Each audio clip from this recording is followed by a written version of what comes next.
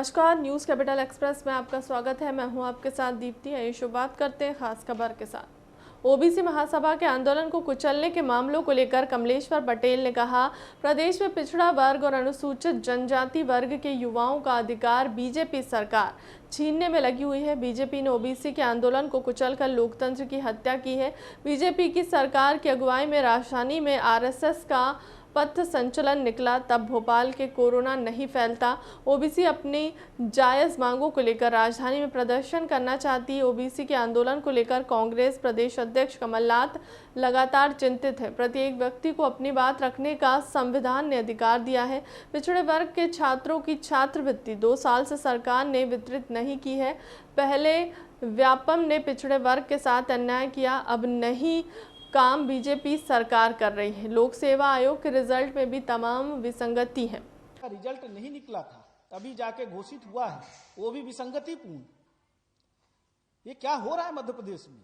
कैसी सरकार चल रही है? सिर्फ भ्रष्टाचार के लिए है। इतनी राशि का जो प्रोविजन होता है वो पैसा कहां जाता है?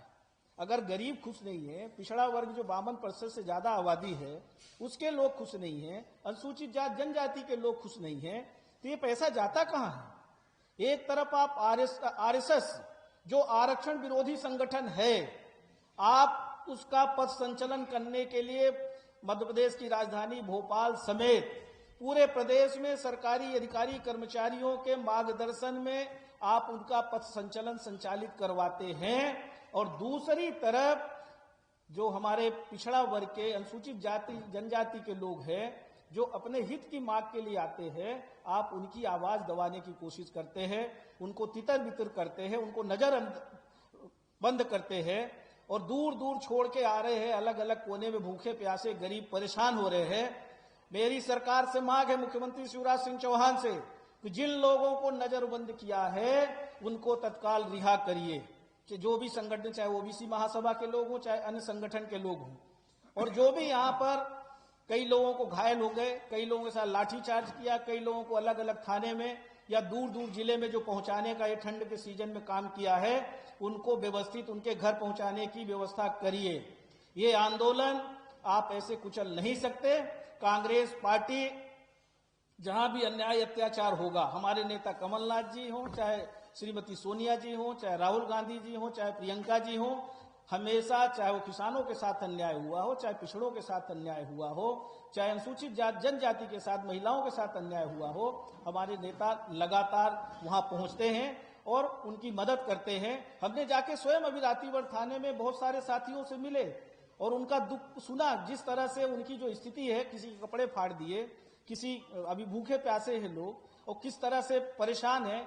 कई उनके साथी बिछड़ गए, अगर 100 लोग आए थे तो अकेला एक साथी है वहां पे, ऐसे कई लोग अलग अलग जगह उनको छिन्न भिन्न कर दिया गया। ये कौन सी सरकार चल रही है? ये किस तरह की सरकार चल रही है? ये बहुत बड़ा विषय है। आप सबसे हम यही अपेक्षा करेंगे कि हमारी बात सरकार तक पहुंचाएं, और इस आंदोलन में कांग्रेस पार्टी भी गांव गांव तक अपनी बात को लेके जाएगी कि पंचायत चुनाव अगर कैंसिल हुआ, पंचायत चुनाव में जो आरक्षण खत्म हुआ, उसके लिए पूरी तरह से भारतीय जनता पार्टी की सरकार जिम्मेदार है, मुख्यमंत्री शिवराज सिंह जिम्मेदार हैं, भाजपा के नेता जिम्मेदार हैं, और कोई इनको माफ नहीं करेगा।